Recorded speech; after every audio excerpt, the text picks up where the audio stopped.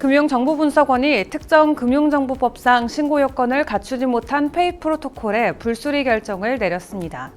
이에 페이 프로토콜은 빠른 시간 내 암호화폐 사업자 신고 수리서를 다시 제출하겠다고 밝혔습니다.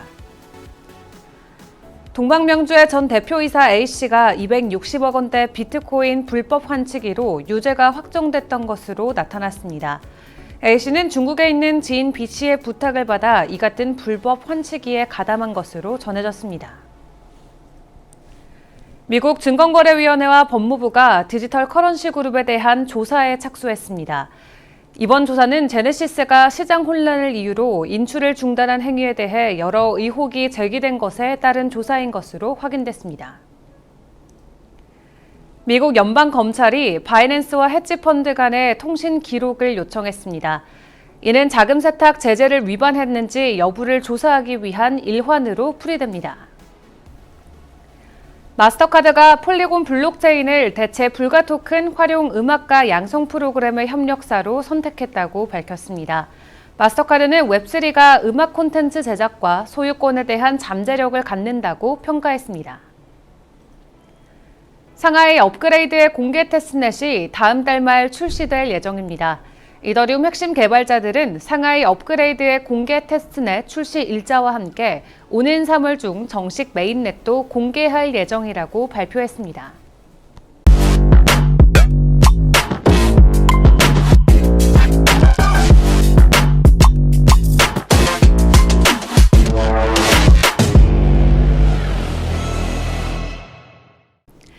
안녕하세요. 1월 10일 화요일의 블록체인 투데이입니다. FTX의 새로운 경영진이 샘 뱅크먼프리드 전 FTX CEO가 자선단체 기부했던 수백만 달러 기부금 회수에 나섰습니다.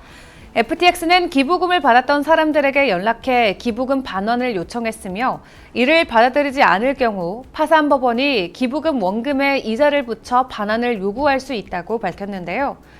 앞서 샘 뱅크먼은 퓨처펀드라는 이름을 자선단체 등을 통해서 110여 곳에 1억 6천만 달러를 기부한 것으로 알려졌습니다.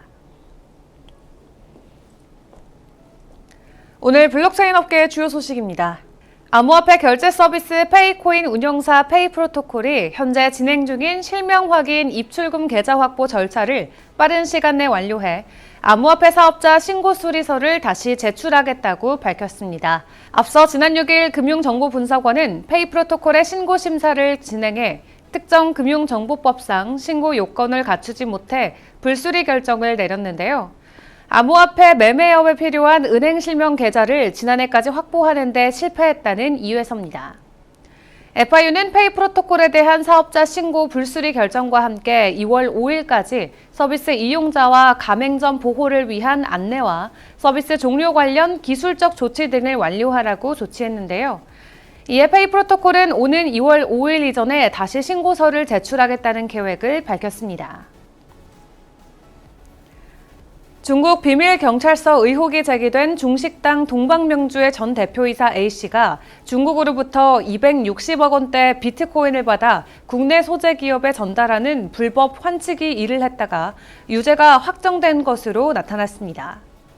A씨는 국제인권단체가 중국 비밀경찰서 연결고리로 지목한 OCSC 운영자의 아내로 알려졌는데요. A씨는 중국에 있는 지인 B씨의 부탁을 받아 이 같은 불법 환치기에 가담한 것으로 전해졌습니다. 또한 A씨는 중국에서 전송받은 비트코인을 매각해 약 265억 원을 총 330회에 걸쳐서 나눠서 국내 업체 2곳의 명의의 계좌로 송금했는데 이에 대해 1심 법원은 A씨에게 징역 10개월에 집행유예 2년 그리고 벌금 2천만 원을 선고했고 항소 기각으로 형이 확정됐다는 설명입니다. 미국 증권거래위원회와 법무부가 암호화폐 대출 기업 제네시스의 모기업 디지털 커런시 그룹에 대한 조사에 착수했습니다. 미국 정부당국은 베리 실버트 DCG 최고 경영자인 내부 금융거래에 대한 조사를 진행 중인 것으로 알려졌는데요. 검찰은 DCG와 제네시스의 관계와 투자자의 관련 증언 확보에 집중하고 있는 것으로 나타났습니다. 이번 조사는 지난해 11월 FTX 사태 당시 제네시스가 시장 혼란을 이유로 인출을 중단한 행위에 대해 여러 의혹이 제기됐고 이에 규제당국이 제네시스와 DCG에 대한 조사에 돌입한 것으로 확인됐는데요. 이와 관련해 실버트 CEO는 성명을 통해서 우리는 청렴한 문화를 통해 합법적으로 사업을 진행한다며 디슈즈가 조사받을 이유가 전혀 없다는 입장을 밝혔습니다. 미국 연방검찰이 암호화폐 거래소 바이낸스와 헤지펀드 간의 통신 기록을 요청했습니다. 미국 시애틀 워싱턴 서부 지역 검사실은 헤지펀드의 바이낸스와의 통신 기록을 제출하라는 소환장을 발송한 것으로 알려졌는데요. 이는 자금 세탁 제재를 위반했는지 여부를 조사하기 위한 일환으로 풀이됩니다. 다만 패트릭 힐만 바이낸스 최고 전략 책임자는 우리는 매일 전 세계 규제 기관들과 대화하고 있다고 밝히면서도 미국의 조사 상황에 대해서는 정확한 응답을 피했는데요. 바이낸스의 사업 관행과 재무 상태에 언론과 규제 당국의 관심이 집중되고 있는 모습입니다. 다국적 결제 기업인 마스터카드가 폴리곤 블록체인을 대체 불가 토큰 활용 음악가 양성 프로그램의 협력사로 선택했다고 밝혔습니다. 마스터카드는 폴리곤 블록체인을 통해 음악가 양성 프로그램인 마스터카드 아티스트 엑셀러레이터 프로그램을 진행할 계획인데요. 해당 프로그램은 5명의 신인 음악가를 선정해 대체 불가 토큰을 출시하고 블록체인 기반 커뮤니티를 구축하는 프로그램입니다. 마스터카드는 대체 불가 토큰과 블록체인 기술이 활용되는 웹3가 음악 콘텐츠 제작과 소유권에 대한 잠재력을 갖는다고 평가했는데요. 마스터카드는 마스터카드 아티스트 엑셀러레이터에서 제작자를 상장시키고 팬들과 소통하는 마스터카드 뮤직 패스도 선보일 방침입니다.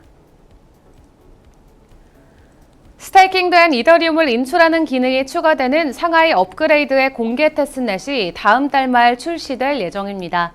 최근 이더리움 핵심 개발자들은 상하이 업그레이드의 공개 테스트넷 출시 일자와 함께 오는 3월 중 정식 메인넷도 공개할 예정이라고 밝혔는데요.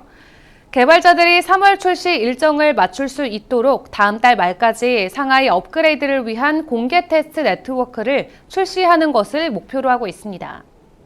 상하이 업그레이드 후에는 이더리움 네트워크에 스테이킹된 이더리움을 보상과 함께 출금할 수 있게 되는데요. 또한 이번 회의에서 핵심 개발자들은 이더리움 가상머신 프로그래밍 환경 개성안인 이더리움 EOF는 추가하지 않기로 합의한 것으로 알려졌습니다. 비트코인의 거래소 입금량이 4년 만에 최저치를 기록하면서 곧 명확한 방향성이 나올 것이라는 분석이 나왔습니다. 비트코인 마켓 1일 볼린저 밴드가 역대 최고로 타이트한 모양을 나타내고 있다는 건데요. 이에 향후 며칠 또는 몇 주 이내로 명확한 방향성을 결정지을 움직임이 나올 수 있다고 풀이되고 있습니다. 더욱더 자세한 비트코인 전망과 차트 분석은 정오에 방영되는 블록체인 투데이 플러스에서 함께하겠습니다. 그럼 소통의 시간에 만나요.